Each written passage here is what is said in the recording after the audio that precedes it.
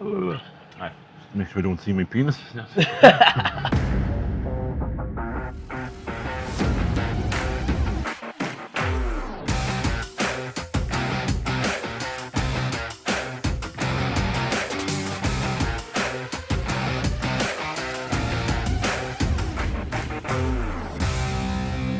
Okay folks, it is of course the Kev and Pickle show. We have an interview today for everybody. Kev, first of all, let everybody know where we are doing the interview. We would just like to thank, we're in the beautiful CoffeeTime Dundalk, out the back in CoffeeTime Dundalk. We just want to say a big thanks to Stevie for letting us use the facilities here.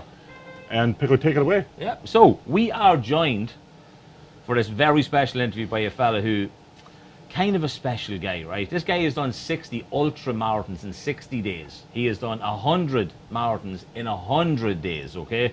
He has raced a horse. He has sold a pair of shoes for £16,000, yeah?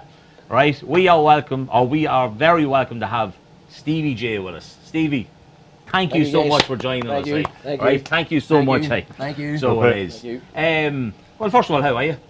Good. Yeah. Feeling good, yeah. September, getting back at it. Getting ready to rock and roll. And of course, it's always good to be in Dundalk too. Exactly. Yeah. And that's why you're on the show, because you are about to get back into something now in 2 weeks' time. And that's why we're bringing you on, first of all, the 4 Peak Challenge. Yeah, yeah.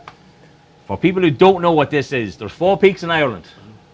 53 obvious. We've actually got there's actually 70 of us now. There's 74 of us going on the journey because there's a crew in that, but we've got like 70 people walking it now. And what are the 4 peaks? So the 4 hash peaks, I now, my pronunciation of them mightn't be the best now, Kev, right? But you've got Slieve Donard, so you have up in the north. Up Newcastle, yeah. Down, right?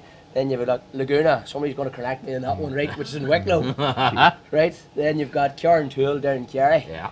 And then we've got Mulry in Mayo, in County Mayo. Okay. So. Jeez, I didn't know that one. Yeah. I was new. The pronunciation again, skewed there. But it's M-W-E-E. Yeah, one of them weird, like a silent J. There's a silent J at the start of it or something, so there is like a. But listen, it's not long now till it happens. Not long. That's a serious amount of people going to do it. Yeah. Serious amount of money being raised, and of course, there is a point to all that money being raised, Steve. Yeah. Go ahead. It's deliver programs into the schools all across Ireland, so it is. It's called the Super U programme. And we've been delivering this programme since about 2013. And a very interesting fact is that Muhammad Ali, the boxer, gave his rubber stamp to the Super U programme back in 2013. It was printed in the Sunday Business Post at that time. And we've been running that. There's actually another man you should probably have on your podcast sometimes as well too. He just went down the road in Castlebar. He's called Declan Loy. And Declan's a director in Super U as well. And a couple of years ago, after I had done my feats of 100 marathons, 100 days and ran the whole way around Ireland, Declan got inspired by it and he decided that he would do the most 70.3 Ironman in the world. So he done a 70.3 Ironman in 1 year. Wow. And then the following year he done 32 triathlons in 32 days. So there's been a lot of passion, a lot of energy went into this. But the reason for it is because we've been teaching this information for a long time to people, and what we teach them is the sense of achievement, which is helping people how to win, right? If you know how to win, you know the strategies for winning, it's easier to win in your life and you're going to be happier, you know. We also teach them emotional mastery. So it's how to balance your emotions. A lot of stuff out there now about, mental health, mental wellness. Yeah. The truth of it is, it's really emotional well-being is really the word that we should be using, you know what I mean? It's about the emotions and about how we feel and how to keep that in check and how to bring that into balance and what to do when you're not feeling great, what to do when you're feeling great and so on and so forth. And then also the art of fulfilment. And what the art of fulfillment is about showing them how to be happy, be fulfilled. Because sometimes people in life do lots of things, get lots of things, go lots of places, but they don't have that feeling of fulfillment within themselves. And you guys all know that that's about growth and contribution. It's about giving of yourself. Exactly. You know? And what age group is this? What age group is it aimed at? So we're mainly focusing on 14 up. So we're mainly focusing on them, and we've got an overarching goal. We've got a really big goal, right? We've had this maybe in about 100 schools so far, but our big goal is to get it into all the schools in the country, into every school in Ireland, you know what I mean, right across the board. Because we weren't taught, when we went to school, we weren't taught these things. And because we weren't taught these things, we had a lot of more challenging maybe than we should have. You're kind of told, get on with it, or stop crying, you're a big baby. That's why I went and played so much snooker when I should have been at school. Exactly. That was how I emotionally dealt with it. I picked up a snooker cue. And drinking, maybe, possibly. Maybe, yeah, maybe. But it was kind of, there was no such thing as No. mental health or something like that, or fulfilment. It wasn't in the Like you had a vocabulary. guidance counsellor, which was nothing to do with anything like that. Like you had a guidance counsellor. Yeah. Well, who we was wouldn't have solely- had that. Yeah, but the guidance counsellor would tell you, well, what are you going to do after school? Aye. There was nothing about the there and then. There was no guidance. No. For how you feel. Exactly. And sure, and we all know if you feel great, you operate great. Yeah. Do you know what I mean? Like, and isn't it funny too that all the classes that you probably jumped out and played pool for, you didn't lack them, or maybe didn't go with the teacher. exactly, Maybe the teacher needed the emotional balance at that time. I'm going with and that. Then, and then he So it wasn't your If you're fault. listening to this, right, all them teachers that I didn't go to, It wasn't your this fault. man Peggle. knows what he's It talking wasn't about. your fault. It was the It wasn't teacher's my fault. It was the teacher's fault that I You know, failed maths. and the subject you done well, and you get on well with the teacher because Always. you had a relationship with Yeah. him. You know, and that's always the way. And Well, I and it's not found- the teacher's fault because No, they weren't taught that. I found Yeah. when me and Pickle, we talked about school before in a podcast, and if a teacher had passion, Yes. as that passion for the subject, I think we talked about our English teacher. She had passion for English. Yeah, we had disagreement and, about that. and you kind of liked it. Now, looking back, you liked that class because there was that passion there. Now you mightn't have liked it at the time because you were 17. You were a 17-year-old chap, and you thought you knew. It's age. You thought I don't need to learn this you, poem, You like. thought you knew everything at the time anyway. But I think that part of it really kind of showed that if a teacher liked their job, it kind of bounced off you a little bit more, I think. Yeah. No, totally, 100% agree. And it is that ability to relate to each other emotionally and then to understand that. But imagine if we had that as children. Because I know myself when I was younger, like, you know, there's times you just wanted to get out of the place, and get out of everything. But if you understand the emotional balance, you're streets ahead. Yeah, well, that's it. It gives you a head start on it. Yeah. Like it literally, like I said, like when do we get emotionally balanced? I'm I'm probably still still not. not. And I'm 37. Like, but But I think if you know the trigger, I think a lot of people talk about triggers, and if you know the trigger, if you know what might set you off or what might calm you down from that trigger, it's an awful head start. It's like Huge. It's like you're 10 yards ahead of the next person because you can control your emotion. Yeah. And I think that's, as you said, it's about emotion. You can control it Yeah. to a certain point. Can I give something just for your audience? course. Something that's Yeah, of really course. simple and it'll help and it'll work really well. And I particularly would have used this a lot. I learned from a man called Tom Hearn, and he originally taught this to the Throne football team, which I'm not so happy about because I'm from Armagh. Okay. Do you know what I mean? But he taught it to me too, which I'm glad about. And I ran 100 marathons in 100 days without this particular technique, but I was so glad that he taught this to me because this helped me run the 60 ultra marathons in 60 days, which was 40 miles a day, 63 kilometres a day. If it gives you an idea, and I ran through every county, so it was, if I stopped here, started the next again, right? But on the very first day, I got sunstroke, and on mile 27, I pissed blood like a nosebleed. It was that bad, right? Okay. And I was so glad that I had learned this technique. It's a breathing technique, and it's basically called nasal breathing, breathing in through your nose. So you breathe in through your nose, yeah, and you breathe back out through your nose again. That's how simple it is, right? But what happens when you breathe in through your nose is you access a chemical called nitric oxide. And nitric oxide is a vessel dilator, it's a scientific fact. It's a vessel dilator, and it naturally helps you to relax. So anytime that I come under stress or pressure, just breathe through the nose. Even when you're running along, if you get really tight, you do this, there's a tip for you now when you're out right? And that increases the vibration to the nasal cavity, increases it by 17 times. But the biggest thing about the nasal breathing, when you practice the nasal breathing, when people go into trauma or shock, the mouth breathe. You ever see? Yeah. Right? And then sometimes people will stay on it. If you're ever feeling anxious or worried or anything, notice what your breathing's like. Your mouth will be open. Close your mouth. Breathe through your nose, and you'll automatically relax and calm. It's the most powerful thing ever. The other thing too is if you're worried like me or if your girlfriend or woman right out there is as well too, it'll save you 1,000 rows. Yeah. Because all them times when you're about to open your mouth, Well, I think everybody knows we tend to talk about that quite a bit on the show. So we do, Kev, like, you know what I mean? well, my woman walks around the kitchen sometimes and goes this. Well, see, here's a fun one for you, right? On last week's episode, we were saying about what it'd be like to be a woman for the day, right? Right, And we okay. said how you could understand that feeling, right? Of when you walk into, say, a kitchen and there's a press One door press open. opening. And you can understand why that's the end of the world. Why can't that door just be closed? So, like, same thing. Yeah, you know what I just mean? breathe, Like, so we just have to breathe. just Breathing through your breathe. nose. That's all it is. Like, On the running, I just wanted to come across because I did a bit of running, about 5Ks and 10Ks. Good morning. That recovery, I found the recovery is quite tough, like, and that you might only do it. I would run say once every 2 days, But like to run 60 marathons in 60 days, The ultramarathons, yeah. like how the recovery and the more or less the physical ability to recover from that and go again each day. It must, as I don't talk about mental, but on your body itself, how was that to cope with?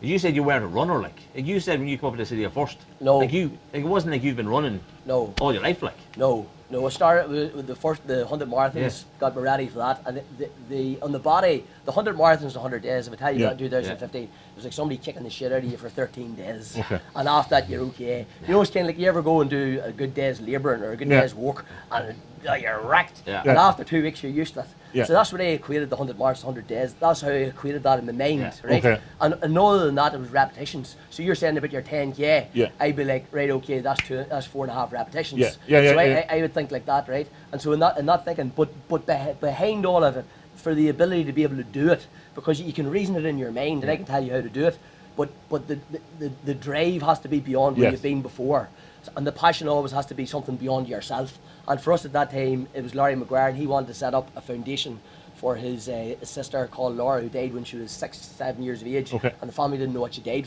from, and the pain of that. Yeah. And we've all experienced pain in different ways, you know what I mean, throughout our lives. Yeah. And we understand that we don't want people to be suffering more, right? And so then the purpose becomes so much greater and so much stronger.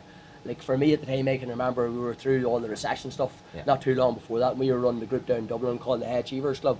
And like it was all guys that were entrepreneurs and business owners. And a lot of them had been through the really rocky rough. So, you know what I mean, they still had to keep everything going, but they didn't have anything to keep everything going. So you really had to get into your resources, you know what I mean? Like, and it was really about finding the meaning and passion and everything for everything else, you know. And a lot of us were for a long time working hard and doing what we could do to keep everything going, everything running. And there came a point in my life where I was tired of just like having to think about that and think about myself and think about food and think about paying bills and think about this. I was like, there's got to be more to life than just fucking this, like, you know what I mean? And I was like, I prayed and I asked God to be able to help me to serve more people. And then this idea came in the guise of Larry McGuire. And then we set about setting up the foundation, and it was for children that had terminal and critical illnesses. And so every time that something would happen, like say I said, the first 13 days, it's like getting the shit kicked out of you. Every time something happened, those days that I was on my own, right, because Larry wasn't able to complete it. Is a lot of days I was on my own. And at times I thought, what am I doing here? And next thing I'd see a person coming along in a wheelchair. Do you know what I mean? Or a flashing kick, you know what I mean? Like, or exactly, and you were telling me earlier on, you said you were crying about the children in Belarus. Oh, yeah, which I know we're going to talk about, but Jesus. And so, like they would come to me, like I hadn't even met them, but another girl had been out previous to us, and they'd come to my mind. And so every time, somebody come to my mind, or I see somebody with no legs, or whatever else, it's like, well, I can do this, I have the ability to do this, I can I can give this to it, you know. It is some achievement. That's in 2016, which was the next year, right? On the very first day, you're talking about if it was hard, on the very first day, now I ranked them 100 bars, 100 days as the 7th toughest thing that I'd went through in my life after I'd done that. When I ran the whole way around Ireland, I ranked that as the toughest thing, because on the very first day at mile 27, I pissed blood like a nosebleed, right? And there was a lady running past me, she was about 5 stone overweight, fair play to her, she kept running into Newry, and I couldn't catch her. And like I was a 6-minute mile person, if you know what I mean, like, and I couldn't catch her, and like, this was the day one, and I had all the schools out and everybody out, and I still had to run the whole way around the countryside. So you can imagine how much I was fucking shitting it. Like I wouldn't even tell anybody that was pissing the blood. So I got 3 teaspoons of pea soup, and I puked them up too. I was drinking water all night, and so for 6 days I was pissing blood. For 8 days I was puking, and I didn't get a shite onto the 10th fucking morning. No, I had run 400 miles before I got a decent shite. That's I know we've honesty in this podcast. We are, Which I like, you know. But that not only, as you said, but that's physical. But that to be able to push through that's just mayhem. I did a half marathon once, and ended up in hospital, didn't you? Ended up in hospital. At the last K, my body more or less stopped because my legs just couldn't go. I just couldn't go any further, and that's why I was like, and I literally not I crawled, but I nearly walked across the line at the end because I was like, my body just my body just said, hey, I've had enough of this. But at least you crossed that line. But I crossed the line, but now I ended up in hospital about two hours later, but I was grand in the end. It was okay in the end. Yeah, but look, your passion for something like that is, like, it's incredible, right? Yeah. But again, that's why 1-2 Super U, as you said, we were talking just beforehand, it's a 6-week thing that's going to be run. Yeah. But then importantly, you said it's not just, not just all, but the 6th week of it, you were saying about how people get to basically come aboard and see the project and that's being done. Like, Yeah, you know what I mean? Like, yeah. so I think that has to be huge. Yeah. To be able to show them that. Yeah, in the 6th week in the Super U program, we teach them the art of fulfilment, which is about growth and contribution. And it's like if people ever want to feel better in their life, the two things for fulfilment, there's a thing called the hierarchy of human needs. Have you ever heard of Maslow's hierarchy of human needs? And it states that human beings have got 6 human needs, 6 needs that have to be met, right? But the first 4 of them are primary human needs, and the first 4 primary human needs must be met, and they can be met negatively or positively, but they must be met, and they're mostly met unconsciously, right? Okay. So if people don't meet their first 4 human needs through good ways, they end up meeting them through negative ways, right? So say for a bit of adventure, and this might cause a bit of a row in the house, you know what I mean? Like, it's a bit of a row, things a bit boring, starting a row, you don't know what's going to happen. Like, you leave that press open. You have a bit of adventure. You leave that press open to get the reaction off the way. You stick your finger up for Ah, yeah, but maybe, Things always never change. Always end up on a road. No. That's a fair adventure too. He's winning the thing up here, you know what I mean? But there's 4 primary human needs that have to be met, and sometimes people will meet their needs. Sometimes when people break their values and don't feel good about it, it's because they're meeting their needs unconsciously, they don't know why. But people will break their values to meet their needs anyway. But you cannot get fulfillment unless you go to the last 2. And so people that are feeling empty inside or they want more fulfillment in their life, it's about growth and contribution. I'm sure you guys who started this year, you're feeling alive because you're growing, but you're also contributing, you're giving back to people, if you know what I mean. Like, and that's what we're trying to do with it, like, and that's why local business to us is huge. We try and help, and that's why it's great at Stevey CoffeeTime. That's why that's why I really wanted to get this interview in here, because he's been a big supporter, fan of us as well, and you know what I mean. It's beautiful. But but look, we start off 34 weeks ago. 34 weeks ago. 34 weeks ago we started off. End of January we started off doing this, right? First episode took 3 days to record. Yeah. It was about 30 minutes long and it was shite. And we thought it was going to be amazing because we tried to make it this perfect kind of... Yeah, that the audio would be amazing. And you realise then after that was like, no, being perfect, there's no point being perfect on it because that's not natural. Correct. It's not a natural feeling. Correct. That's very good. Because it's false. And that's correct, because everybody, and that's what's wrong with the world most of the time. Everybody's trying to be perfect, trying to be polished. Yeah. But you remember when you were growing up and you're watching TV and you're thinking, there's no how come nobody talks like us on the TV? Yeah. Do you know what I mean? Like, why did it? And then even unconsciously, that can give you a wee bit of an inferiority idea. Definitely. Isn't that right? Yeah, like it can. Like, whereas, exactly. You know, it really can do, like, because as you said, like, TV's set up for a certain reason. Like the programs are done it in a certain way for that reason. I'll give you an example. So like, if you look at to sell advertising, me and Pickle would be big friends of Friends, big fans of Friends. I wish we were friends. And there was Friends. One of the parts of it is, I think Rachel's in the cafe and she says something funny to Monica and the baby laughs. Yeah. But if they had left that in, that was a blooper. So if they had left it in, it would have been actually been a more of a natural scenario in the screen instead of it being cut and to make it look that Where did you get that from? Like, seriously, where does he pull this stuff? I'm telling you, this is a vessel. I did research on Stevie for the day. You did research on fucking Friends. So you did, like, hey. But look, I mentioned at the start, Stevie, right? You raced a horse. Yes. But you didn't just race a horse. Yeah. You didn't just go and run a line on a horse. Yeah. What did you do? We 24 hours raced against a horse. So it was man v horse. Yeah. And it was the headline. Yeah. It was really good. Do you know what I mean? Man v horse. It's amazing. Do you know what I mean? And I ended up racing 6 horses because you couldn't have a horse running 24 hours or constantly on the road. We have to give him a shout out, of course, Johnny Savage. Johnny Savage. Yes. Okay, he said. Thank you, Johnny. Yeah, he said he come up and ran with you during that. Yes. Hope he's not lying to me now. Yes, no. So they didn't want to be cruel to animals, so would you just be cruel to yourself instead? Yeah, exactly. So it was like man versus horse. But that's fair play. Like, and how big was the horse? Like, it was a race horse. It was a big horse, you know what I mean? Like, it wasn't like a pony, like. No. And now last from down the road, you know what I mean? but like, the main thing of that is the headline, man v horse, you know what I mean? And you're not going to ask a horse to run 87 miles. So, I knew I was going to win. Yeah. So they're changing the horses over back and forward that there. But we done that for autism. There was an autism centre in Armagh to keep it going, you know. And just how do you come up with that idea? Like no, like We come up with random ideas, but to race a horse, like it's a bit of a it's a step, like you know, there's a step. So I was running a city. I was running around Ireland, and I was running the whole road through every town, county, 63 kilometres a day. And I was running, and I got down to Killarney. And when I got down into Killarney, I was starting to get into my buzz a bit. Okay. And you know, if you've ever been to Killarney before, Yeah. you go down there and you hear the horses trotting. Yeah. yeah, just in the head. The rhythm. So I started to go to the rhythm Okay. of the horse, right? Class. And so I started running the rhythm of the horse. I found it really easy. And so when Yeah. I got to the bottom of the country, which is Kerry, then it was easier to run back up again. And then I got into the trot of the horse. And then I was also breathing through my nose, you see. Yeah. So it was...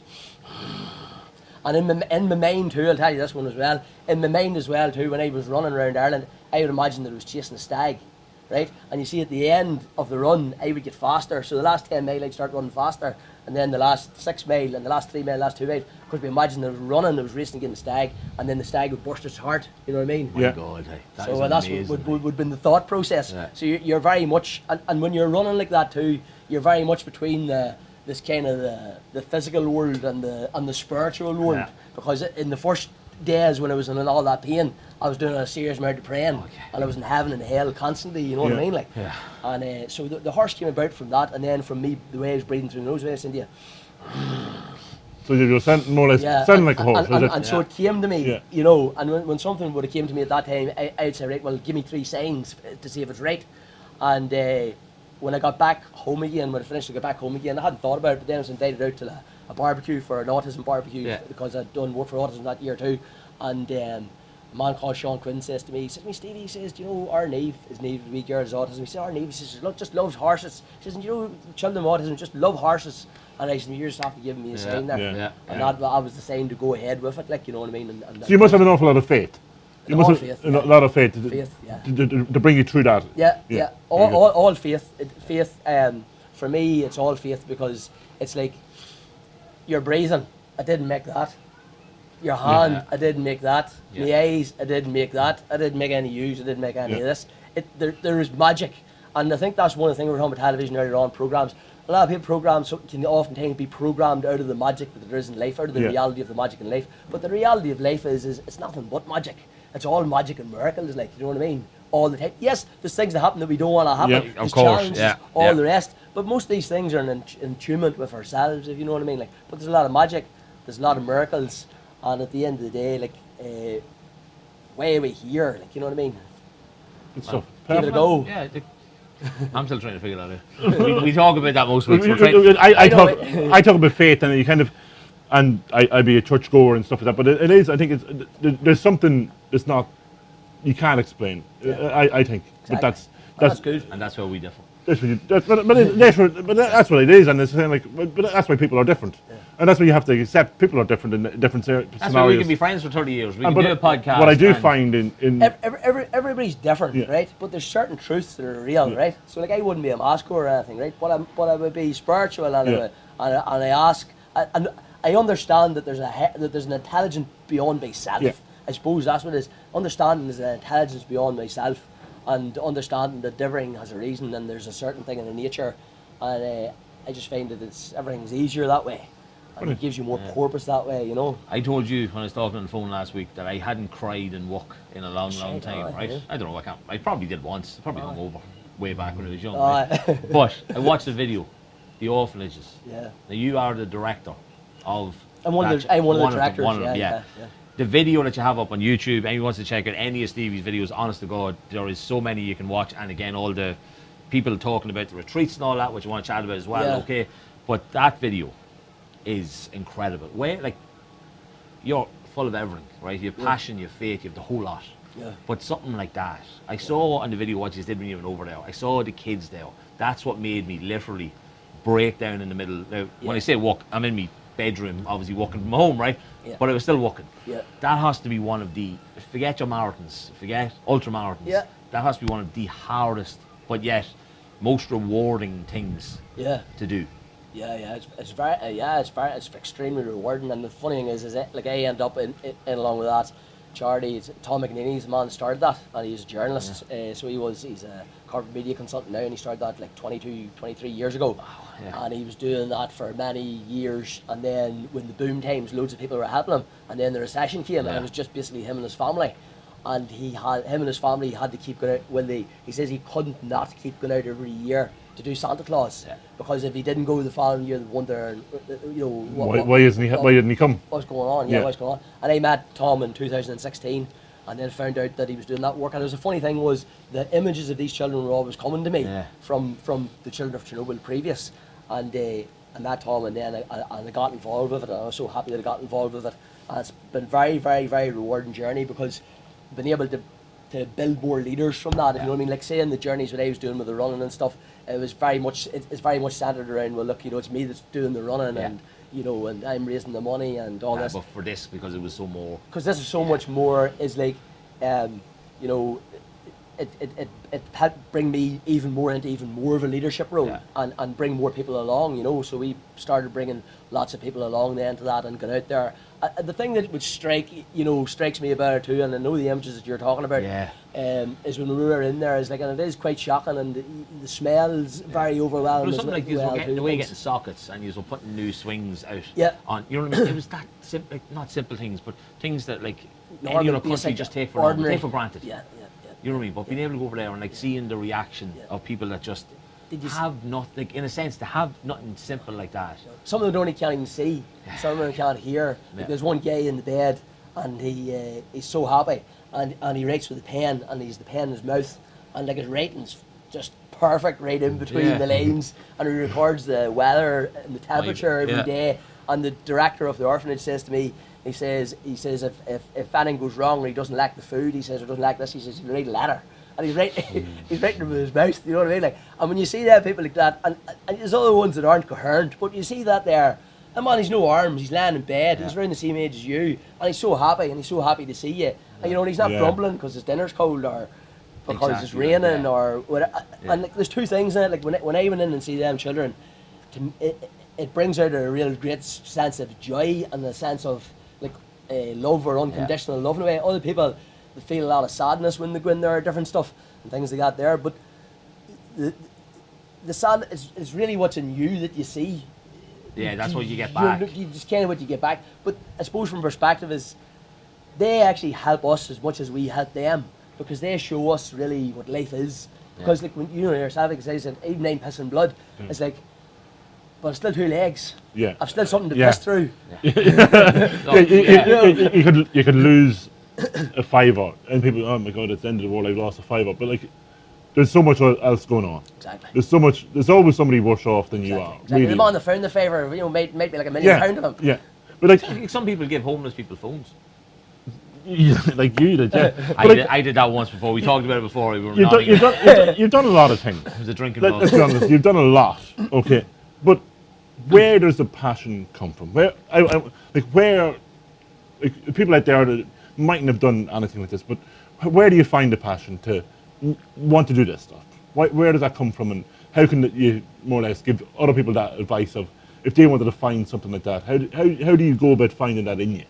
Well, that's what I was going to say about the retreats. You know what I mean? See the retreats that you have, like. Yeah, the retreats, that type of training really does help, and I've done a lot of that training myself as well too, and I went all around the world and I learned from many, many people, and all that really helped to bring me out through it as well too. But it's something that you're saying too, and like in a straightforward way as well too, like motivation. People talk about motivation, right? And life is 2 motivators. One of them's pain, right? People are you know what I mean, they're motivated to move away from pain. If you get a kick in the ass, you're going to move away from it, and you'll move towards pleasure, right?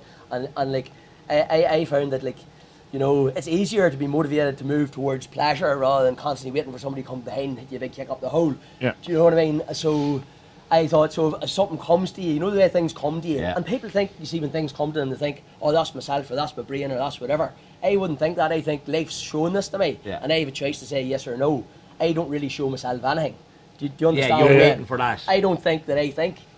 Something thinks for me. Do you know what I mean? Like, and it throws up ideas, and then I can say yes or I can say no. And the thing is, in life's kind of a funny thing, like, because like I was a painter and decorator myself. When that was my first job. I'd done that from I was 14 till I was 24. And then I came back home here and started gyms, Curves gyms. Somebody's made, I've seen them all around the country and that was very successful. And then as I learned, I knew I was to go into this field because I'd made such a leap in myself that I knew that I had to share that message. So I did, and for me it became about sharing a message, and basically that everything is for everybody if they want it. They just have to say yes to themselves. But if you're saying no to it inside in your own mind, you can never have it. If you're identifying yourself as somebody that can't have or can't do or won't, well then it's not going to be possible. But like life wants to give you what you want. It wants to give you a life. Do you know what I mean? And it's to follow what you love. Yeah. Like I say to people now, right? I said to people, oh, but I don't know if I could do that. I said, well, look, you know what I do for a living is, what do you do for a living? I said, well, I help people's dreams come true for a living. That's what I do for a living, you know. And really, that wasn't in careers when we went to school. You couldn't even be a personal trainer or personal when you went to school. It's like, but you can do this now. So really, it's about following your love. What would you love to do if you had a magic wand? You know what I mean? If you had a tunnel of light that went all the way up and all the way down, and you could say anything to it, and it would do that for you, which you're going to pick some really good things, and you have to pick some things that help some other people. And a man said to me one time, he says, if you only had one wish, so you can have any wish that you want in the world, but you can only have one wish, and that is the only one wish that you can have. But that only one wish can only be one thing. You want that for everybody else in the world, don't you? Wow. Do you know? And so then that's what it becomes. Kel's mind has just been blown, so it has. Like, really? But that's what I mean, because obviously you came into holding an entrepreneur. I know you won international franchisee. Exactly, right? Exactly. But that's what I was going to say. The retreats. You have people, obviously, because I was watching the videos of people talking afterwards and that saying, so you have people are coming there with businesses, looking to get that kind of love, the passion, the belief that they can go and make it happen. But then you also have somebody who's just kind of down, somebody's just not necessarily just about businesses and that. It's people who are just not feeling it at the moment, need that little bit of motivation themselves. I'm nearly talking to myself into going to one of these because I can do it. But like that, the fact that you don't just have that one thing that somebody's looking for. That's just weird. Yeah. The fact that has to be great though. Oh, there you go. There you go. Show the camera, show the camera. There's a sign. There you go. The angel's father. That's mad. That's a bit mad. But that's what I was going to say. Like having the different variety of people that come to the retreats, it must be like they're looking at you. I've seen the videos. You're up there and you're talking. You're making them do.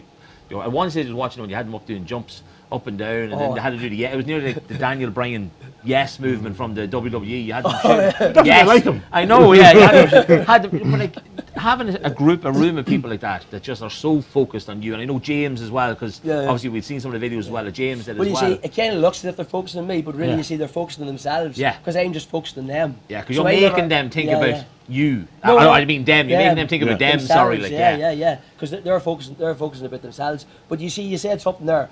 So somebody's down, or you know when you're down, or the chips are down, or something's going on. I call it, like, say, the drama of life, right? Yeah. So like, you know, we're crying or our dinner's cold or something similar, right?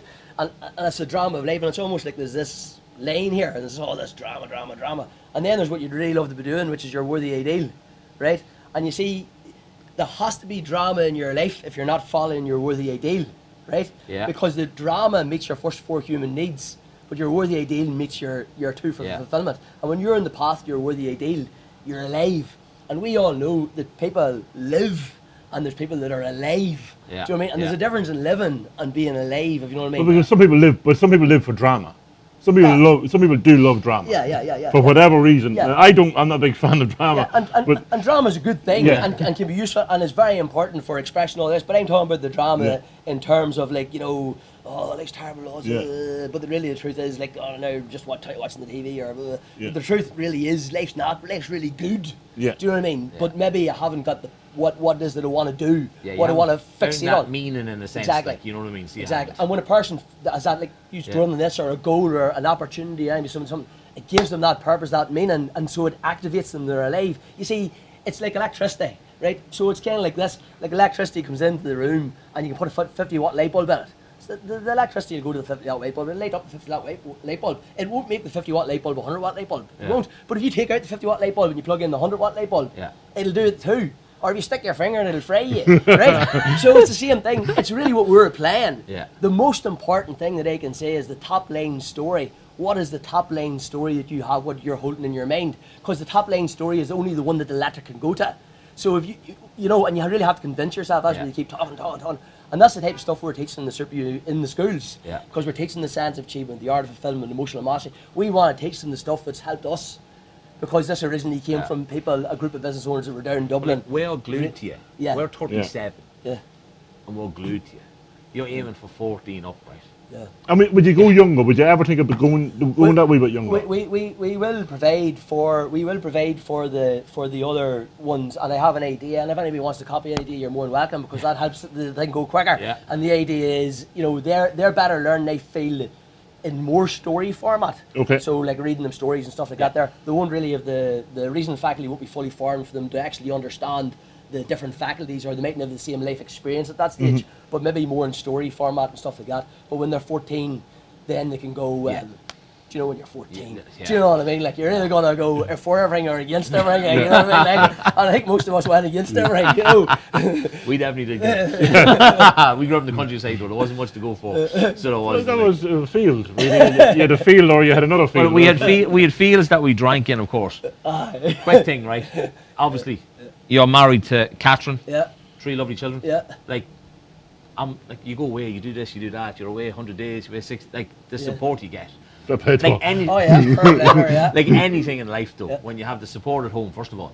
Yes. Oh yeah, very, very important. Like, it must be amazing. You have to have the support at home. Like, if you don't have the support, or if the other person's mind's in a different direction, or they don't want the same things you, or they want different ways, it's very, very difficult.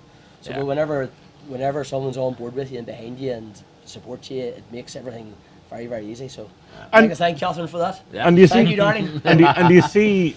Always welcome on the show. You've got 3 kids.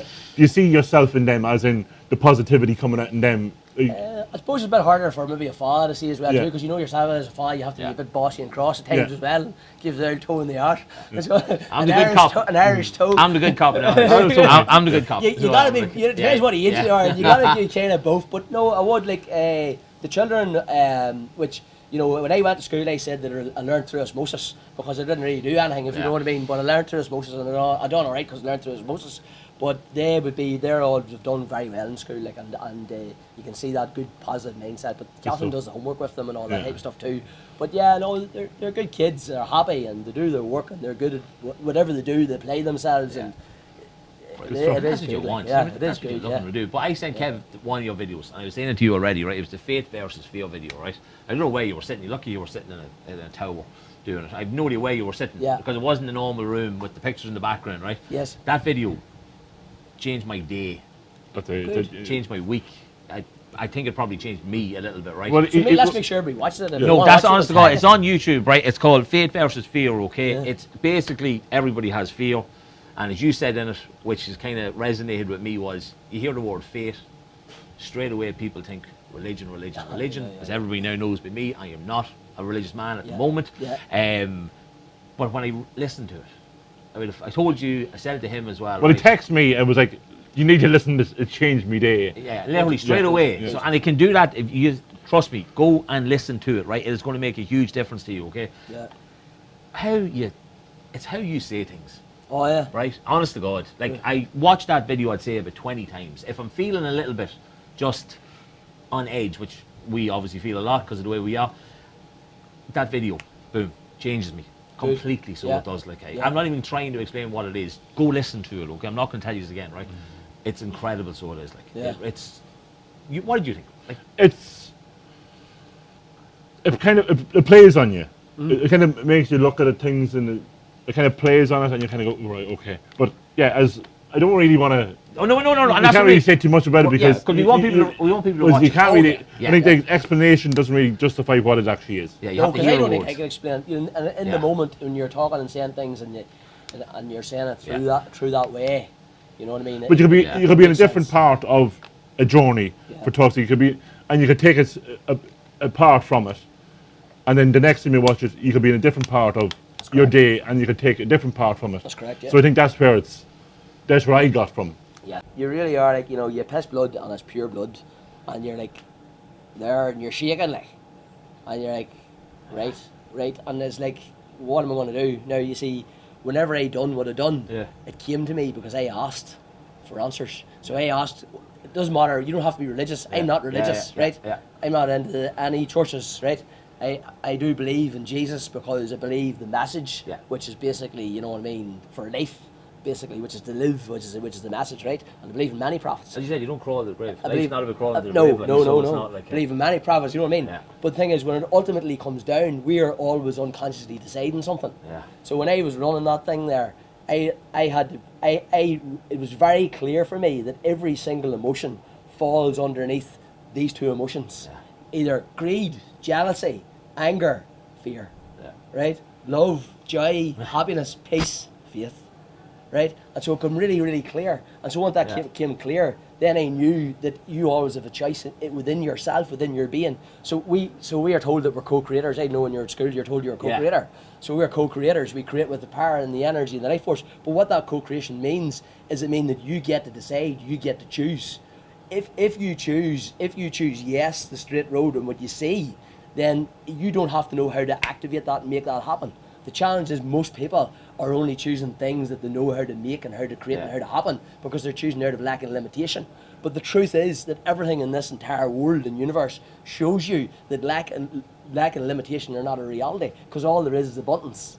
And then somebody will say to me, well, what about that, and this happened to this person, and that happened to them, whatever it is. Yeah, things happen to us all.